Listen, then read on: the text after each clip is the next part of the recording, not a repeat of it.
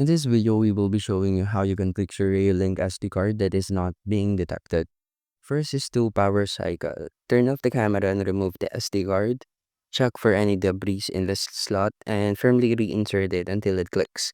Gold contacts facing down. And also gently clean the card's gold contacts with isopropyl alcohol to remove the grime. And ensure that the physical lock switch on the side of the SD card is in the unlock position. Now confirm that the card meets the Reolink requirements. Capacity, speed class like Class 10 U1 or FAT32 format.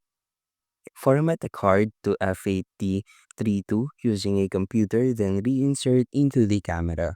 You can also try formatting the card directly within the Reolink app settings. Now make sure that all of the firmware inside the camera is in the latest version. And that's how you can fix Reolink SD card that is not being detected, and thank you for listening.